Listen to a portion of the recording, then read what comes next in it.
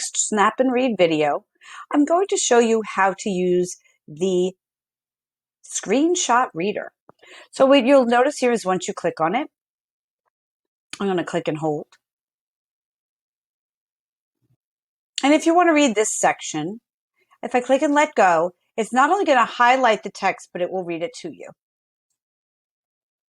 You just have to give it a moment to load. Prologue of Romeo and Juliet calls the title characters star-crossed lovers, and the stars do seem to conspire against these young lovers. And that's all it needs to do. The next option that we have is that we can simplify the vocabulary. So let's try that. You click and hold.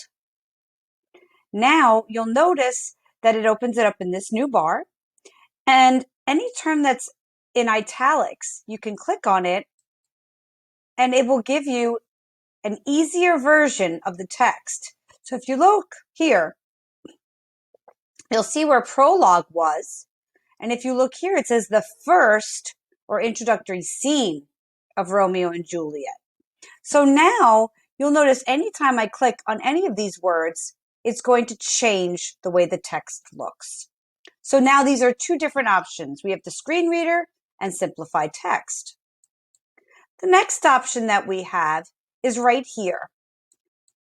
This is going to allow us, and let me click off a second, this is going to do a color overlay.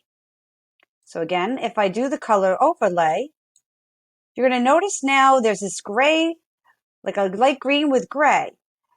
Each line I can now read if I highlight it.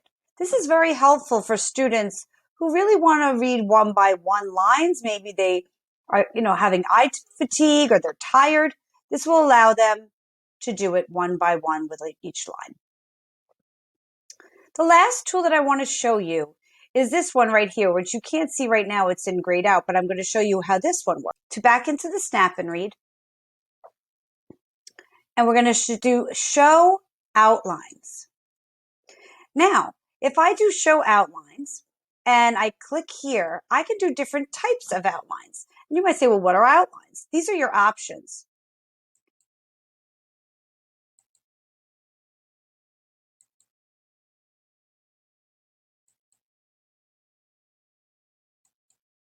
These are the outline templates.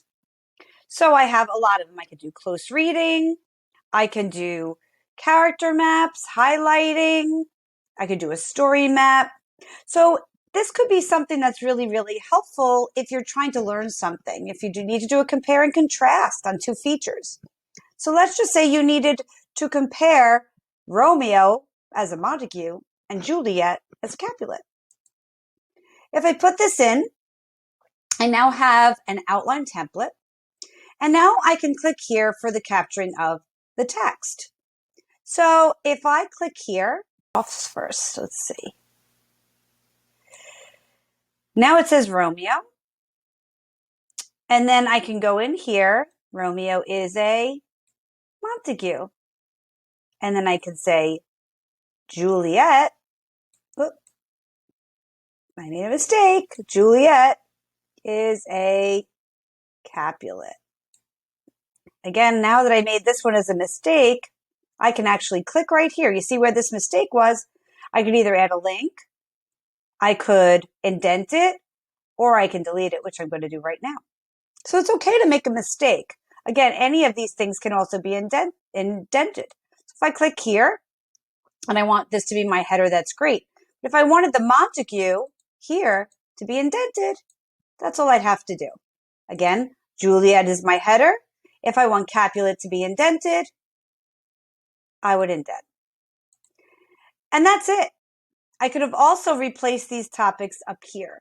But now if I want to add more terms, I can. So that's how we do different things in Snap and Read.